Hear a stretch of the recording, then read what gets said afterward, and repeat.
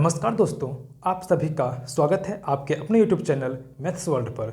दोस्तों, आज हम लोग एक बहुत ही शानदार टॉपिक पर डिस्कस करने वाले हैं, जो कि है क्वांटम संख्या। दोस्तों, किसी भी टॉपिक को आप पढ़ने से पहले आपको पता होना चाहिए कि उस टॉपिक को पढ़ने के बाद आपको किस टाइप के क्वेश्चंस बनेंगे और किस टाइप आपको क्या क्या फ़ायदा होने वाला है उस टॉपिक को पढ़ने के बाद, और आपको क्या क्या जानकारी मिलने वाली है जिससे कि आपको एग्ज़ाम में लाभ मिल सके। तो चलिए, सबसे पहले हम लोग देखेंगे कि क्वांटम संख्या यानी क्वांटम नंबर पढ़ने के बाद हम लोगों को क्या क्या जानकारी मिलने वाली है।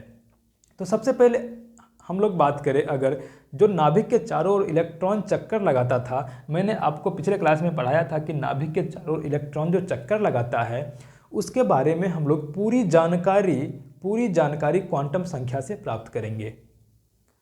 यानी कि उस इलेक्ट्रॉन का ऊर्जा कितना है, वह कितने नंबर कक्षा में चक्कर लगा रहा है, वह कितने नंबर उपकक्षा में चक्कर लगा रहा है, उसका जो 3 डायमेंशनल या त्रिविमीय अभिविन्यास है वो कैसा है, वह एंटी क्लॉकवाइज डायरेक्शन लगा रहा है या क्लॉकवाइज डायरेक्शन लगा रहा है। तो सारी जानकारी हम लोग क्वांटम नंबर से प्राप्त करेंगे।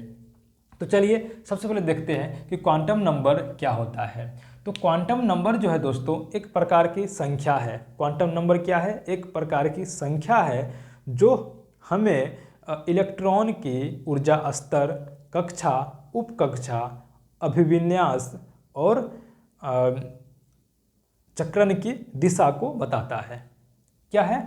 क्वांटम संख्या जो है एक प्रकार की संख्या है जो हमें इलेक्ट्रॉन के बारे में पूर्ण जानकारी देता है। जो नाभिक के चारों ओर इलेक्ट्रॉन चक्कर लगाता है, उस इलेक्ट्रॉन के बारे में जो संख्या हमको पूर्ण जानकारी दे दे, उस संख्या को हम लोग क्वांटम संख्या कहते हैं। इससे कौन कौन जानकारी हमें प्राप्त होती है? इससे हमें इलेक्ट्रॉन के ऊर्जा स्तर, कक्षा, उपकक्षा और अभिविन्यास और प्रचक्रण की जो दिशा है उसके बारे में हमको जानकारी प्राप्त होती है। यानी अगर ये इलेक्ट्रॉन है तो यह परमाणु के किस कक्षा में चक्कर लगा रहा है, कक्षा के किस उपकक्षा में चक्कर लगा रहा है, इसकी ऊर्जा कम है या ज़्यादा है, या यह क्लॉकवाइज डायरेक्शन घूम रहा है या एंटी क्लॉकवाइज डायरेक्शन में प्रचक्रण कर रहा है। इस सब की जानकारी हम लोग इलेक्ट्रॉनिक क्वांटम संख्या से प्राप्त होती है। अब क्वांटम संख्या जो है सो 4 प्रकार का होता है। क्वांटम संख्या कितने प्रकार का है? 4 प्रकार क्या है? 1 नंबर में होता है मुख्य क्वांटम संख्या यानी प्रिंसिपल क्वांटम नंबर। 2 नंबर पे आता है द्विगंशीय क्वांटम नंबर यानी एजीमुथल क्वांटम नंबर। 3 नंबर पे है चुंबकीय क्वांटम संख्या और 4 नंबर पे है प्रचक्रण क्वांटम संख्या। आपके एग्जाम में आएगा कि मुख्य क्वांटम संख्या से हमें किस चीज़ की जानकारी प्राप्त होती है, या कोई भी आपको पूछ देगा उससे हमको क्या जानकारी प्राप्त होती है। तो सबसे पहले बात करें अगर मुख्य क्वांटम संख्या का, तो मुख्य क्वांटम संख्या से ऊर्जा स्तर, कक्षा की संख्या और नाभिक से जो इलेक्ट्रॉन की दूरी है वो हमें प्राप्त होती है। यानी कोई नाभिक से इलेक्ट्रॉन कितना दूर है या उसकी ऊर्जा कितनी है, वह कितने नंबर कक्षा में चक्कर कर रहा है, उस सब की जानकारी हमको मुख्य क्वांटम संख्या से प्राप्त होती है। अगर इसे हम लोग स्मॉल n से सूचित करते हैं, मुख्य क्वांटम संख्या को हम लोग स्मॉल n से सूचित करते हैं, और n का मान जो होता है वो 1 से लेकर के अनंत तक होता है। n इसका मान 0 कभी भी नहीं हो सकता है। n का जो मान है यानी मुख्य क्वांटम संख्या जो है वो 0 नहीं होता है, वह 1 से स्टार्ट होता है। ठीक है, और n बराबर अगर 1 हो जाए तो उसको बोलते हैं k कक्षा, n 2 हो जाए तो l कक्षा, n 3 हो जाए तो m, n 4 हो जाए तो n कक्षा, और आगे भी ऐसे ऐसे बढ़ते जाएगा। ये इस सब को मैंने आपको पिछले क्लास में भी बता रखा है, आप लोग वहाँ से भी इसको देख सकते हैं। तो यहाँ तक आपको समझ में आया। मुख्य क्वांटम संख्या से हम लोग ऊर्जा स्तर, कक्षा की संख्या, नाभिक से दूरी, ये सब हम लोग ज्ञात करते हैं, और n से इसे स्मॉल n से सूचित करते हैं। n का मान 1 कहने का मतलब हो गया कि इलेक्ट्रॉन, अगर किसी भी इलेक्ट्रॉन में का n का मान अगर 1 हो, इसके कहने का मतलब हो गया कि वह k कक्षा में चक्कर लगा रहा है। k कक्षा मतलब प्रथम कक्षा में चक्कर लगा रहा है। अगर n का मान 2 हो जाए यानी l कक्षा में चक्कर लगा रहा है, l कहने का मतलब दूसरे कक्षा में चक्कर लगा रहा है। n का मान 3 हो तो तीसरे में चक्कर लगा रहा है, n का मान 4 हो तो चौथे कक्षा में इलेक्ट्रॉन चक्कर लगा रहा है। अब हम लोग बात करें अगर दूसरे प्रकार की यानी द्विगंशीय क्वांटम संख्या यानी एजीमुथल क्वांटम नंबर की, तो यह उप ऊर्जा स्तर या उप कक्षा की संख्या को सूचित करता है। यानी कि पहले वाला था कक्षा की संख्या, दूसरे वाला है उप कक्षा की संख्या। मैंने आपको बताया था कि कक्षा को हम लोग के एल एम एन से डिनोट करते हैं, उप कक्षा को एस पी डी एफ से डिनोट करते हैं। ठीक है, तो यह जो है सो उप ऊर्जा स्तर या उप कक्षा की संख्या को सूचित करता है। कौन सा?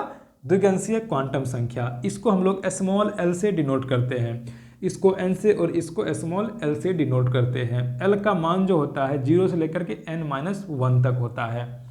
एल का मान जो होता है 0 से लेकर के n-1 तक होता है। अब इस एल का मान जो है सो n के मान पर डिपेंड करने लगा। n का मान अगर हम लोग 3 डाल दें, n का मान अगर हम लोग 3 डाल दें तो 0 से कहाँ तक हो जाएगा? 3-1 तक, यानी 0 से लेकर के 2 तक, यानी 0 हो जाएगा, 1 हो जाएगा और 2 हो जाएगा। ठीक है, तो यहाँ से आपको क्या निष्कर्ष निकल रहा है कि n का मान 3 हो जाए तो l के मानों की संख्या कितनी? 3, 1 2 3। तो यहाँ पर आपको क्वेश्चन में ये भी आ सकता है कि अगर n का मान 3 हो या n का मान 4 हो तो l के मानों की कुल संख्या कितनी होगी? तो l के मानों की कुल संख्या n के मान के बराबर होता है।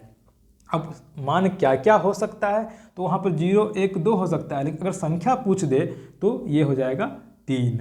यहाँ तक समझ में आ गया? आपको ये दोनों समझ में आ गया होगा। अब हम लोग आगे देखते हैं। 3 नंबर पे है चुंबकीय क्वांटम संख्या। चुंबकीय क्वांटम संख्या से हमको किसी भी इलेक्ट्रॉन का कोई इलेक्ट्रॉन कहाँ पर है उसका जो त्रिविमीय अभिविन्यास है उसके बारे में जानकारी प्राप्त होता है। इलेक्ट्रॉन के त्रिविमीय अभिविन्यास की जानकारी हम लोग चुंबकीय क्वांटम संख्या से प्राप्त करते हैं। चुंबकीय क्वांटम संख्या को हम लोग स्मॉल m से डिनोट करते हैं। चुंबकीय क्वांटम संख्या को हम लोग स्मॉल m से डिनोट करते हैं और m का जो मान होता है वह l के मान पर डिपेंड करता है। m का जो मान होता है वह -l से +l तक होता है। m का मान कहाँ तक होता है? -l से +l तक, और उसमें शून्य को भी हम लोग इंक्लूड करते हैं। m का मान -l से +l तक होता है। अगर l का वैल्यू 2 है, अगर l का वैल्यू 2 है, अगर l का वैल्यू 2 है तो m का मान कितना हो जाएगा? -2 से +2 तक, -2 से +2, यानी -2, -1, 0, 1 और 2। ठीक है, ये समझ में आ गया आपको कि m का मान जो होता है -l से +l तक होता है, और l का वैल्यू अगर 2 हो तो m का वैल्यू हो जाएगा -2 से +2, यानी -2, -1, 0, 1, 2, क्योंकि यहाँ पर शून्य को भी हम लोग इंक्लूड करते हैं। यहाँ तक समझ में आ गया आपको? और एक बात मैं आपको बता देता हूँ कि l का मान, अगर l का मान 0 हो, l का मान 1 हो, l का मान 2 हो, l का मान 3 हो, तो l का मान अगर 0 हो तो इसको s उपकक्षा बोलते हैं, l का मान 1 हो तो p, l का मान 2 हो तो d, l का मान 3 हो तो f, इस तरीके से आगे बढ़ते जाता है। ये मैंने आपको पिछले क्लास में भी बता रखा है। अब हम लोग बात करेंगे चौथा नंबर यानी प्रचक्रण क्वांटम संख्या। तो इससे हमको प्रचक्रण क्वांटम संख्या से हमको जानकारी मिलती है कि कोई इलेक्ट्रॉन जो है इलेक्ट्रॉन जो होता है दोस्तों वो हमेशा दो घूमता है। तो वो क्या होता है कि एक अगर एंटी क्लॉकवाइज डायरेक्शन में चक्कर कर रहा है तो दूसरा क्लॉकवाइज डायरेक्शन में ही चक्कर करेगा। यानी प्रचक्रण क्वांटम संख्या से हमको जानकारी प्राप्त होता है कि कोई इलेक्ट्रॉन एंटी क्लॉकवाइज डायरेक्शन में घूम रहा है या क्लॉकवाइज डायरेक्शन में प्रचक्रण कर रहा है। तो इसको हम लोग स्मॉल s से डिनोट करते हैं, और इसका मान भी +1/2 और -1/2 होता है। प्रचक्रण क्वांटम संख्या का 2 ही मान होता है, एक +1/2 और एक -1/2। +1/2 कहने का मतलब होता है कि वह क्लॉकवाइज डायरेक्शन कर रहा है, और -1/2 कहने का मतलब वह एंटी क्लॉकवाइज डायरेक्शन में चक्कर काट रहा है। ठीक है, अब हम लोग 2 फार्मूला है उसको हम लोग ध्यान से देखते हैं। पहला फार्मूला है कि किसी भी l के लिए m के पूर्ण मान की संख्या 2l+1 के बराबर होता है। दोस्तों यहाँ से आप लोग देख सकते हैं कि मैंने यहाँ पर l बराबर कितना लिया था? l बराबर 2 लिया था। l बराबर कितना लिया था? 2 लिया था। तो m का कितना मान आया था? 1 2 3 4 5, यानी कि इस फार्मूला पे फिट बैठता है। अगर इसमें l का वैल्यू 2 लगा देंगे, 2 दूना 4, 1 5 हो जाएगा। तो आप कह सकते हैं कि l बराबर किसी भी l के लिए m का मान जो होता है, पूर्ण संख्या जो होता है, वो 2l+1 के बराबर है। आपको ये सब याद रखने की जरूरत नहीं है, आपको बस ये ध्यान रखना है कि -l से +l तक होता है। आपको अपने आप ये संख्या 5 ज्ञात हो जाएगा।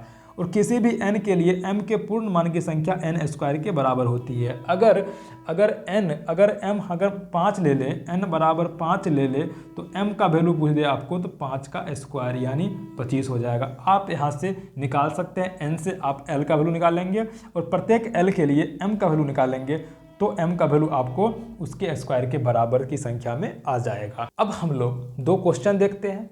इसमें पहला क्वेश्चन में है कि n बराबर अगर 3 हो तो l बराबर क्या होगा। n बराबर अगर 3 हो तो l बराबर क्या होगा। तो दोस्तों मैंने आपको बताया कि किसी भी n के लिए l का जो मान होता है 0 से n-1 तक होता है। यानी 0 से लेकर के कहाँ तक, 0 से लेकर के 3-1 यानी n-1 कहने का तो 3-1 यानी 0 से कहाँ तक, 2 तक, यानी 0, 1 और 2। ठीक है, समझ में आ गया आपको कि किसी भी n के लिए l का जो मान होता है 0 से लेकर के n-1 तक होता है। यानी n बराबर 3 हो जाए तो 0 से लेकर के 3-1 तक होगा, यानी 0 से लेकर के 2 तक होगा, तो 0, 1, 2। ये बात आपको समझ में आ गया। ऐसा क्वेश्चन आपके एग्जाम में बार बार आता है।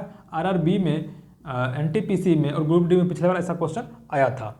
और अगर n बराबर 3 हो जाए, n बराबर 3 हो जाए तो m के मानों की संख्या कितनी होगी। तो आपको फॉर्मूला अगर याद है n² तो आप डायरेक्ट लगा सकते हैं 9। ठीक है, लेकिन अगर आपको फॉर्मूला याद नहीं है, आपको किसी भी कारण से आपको फॉर्मूला ध्यान में नहीं आता है, तो आप इसको कैसे बनाएंगे। आप इसको n से l का वैल्यू निकालेंगे। n बराबर 3 के लिए l का वैल्यू क्या हो जाएगा, कहाँ से कहाँ तक, 0 से लेकर के 3-1 तक, यानी 0 से लेकर के कहाँ तक, 2 तक, यानी 0, 1 और 2। ये हो गया l का वैल्यू, l का वैल्यू हो गया ये। अब 0 के लिए m का जो वैल्यू होगा वो 0 के लिए 0, 1 के लिए हो जाएगा -m का जो वैल्यू होता है -l से +l तक 0 को लेते हुए, यानी -1 से 0 और +1, और 2 के लिए क्या हो जाएगा, -2, -1, 0, 1 और 2। तो यहाँ से आप गिन सकते हैं कि n बराबर 3 के लिए m का मान कितना हुआ, n बराबर 3 के लिए m का मान कितना हुआ, 1, 2, 3, 4, 5, 6, 7, 8, 9। तो यहाँ से आप गिन करके भी निकाल सकते हैं कि n का मान अगर 3 हो तो m का जो मान होता है वो 3 का स्क्वायर यानी 9 हो जाएगा। अगर आपको फॉर्मूला याद नहीं है तो आप यहाँ से भी गिन करके निकाल सकते हैं। और इससे क्वेश्चन आपको एग्जाम में कहाँ आएगा, आपके एग्जाम में आएगा कि क्वांटम संख्या यानी मुख्य क्वांटम संख्या से हमको क्या चीज़ की जानकारी प्राप्त होती है। तो इससे ऊर्जा स्तर, कक्षा की संख्या, नाभिक से दूरी हमको जानकारी प्राप्त होती है। द्विगंशीय क्वांटम संख्या से किसकी जानकारी प्राप्त होती है, तो द्विगंशीय क्वांटम संख्या से हमको उप ऊर्जा स्तर या उप कक्षा की संख्या प्राप्त होती है। चुंबकीय क्वांटम संख्या से इलेक्ट्रॉन के त्रिविमीय अभिविन्यास की जानकारी प्राप्त होती है। और प्रचक्रण क्वांटम संख्या से किसी भी इलेक्ट्रॉन का जो प्रचक्रण की दिशा है उसकी जानकारी प्राप्त होती है। तो दोस्तों उम्मीद करता हूं कि आज का वीडियो आप लोगों को पसंद आया होगा, समझ में आया होगा। और अगर आपको थोड़ा सा भी समझ में नहीं आया है तो आप लोग कमेंट करके ज़रूर बताइएगा कि आपको कहां पर समझ में नहीं आया। मैं कोशिश करूंगा कि इसको दोबारा भी रिपीट कर दूं, अगले वीडियो में मैं उसको रिपीट कर दूंगा। तो दोस्तों अगर आपको आज का वीडियो पसंद आया है तो लाइक, शेयर, सब्सक्राइब चैनल को जरूर कर लीजिए और दोस्तों में भी ज़रूर शेयर कर दीजिए, जिससे मुझे भी मोटिवेशन मिलेगा, मैं आगे भी वीडियो डेली अपलोड करता रहूँगा। तो चलिए दोस्तों फिर मिलते हैं नेक्स्ट सेशन में नए टॉपिक के साथ, नए ऊर्जा के साथ। तब तक के लिए व्यस्त रहिए, स्वस्थ रहिए, मस्त रहिए। जय हिंद, जय भारत।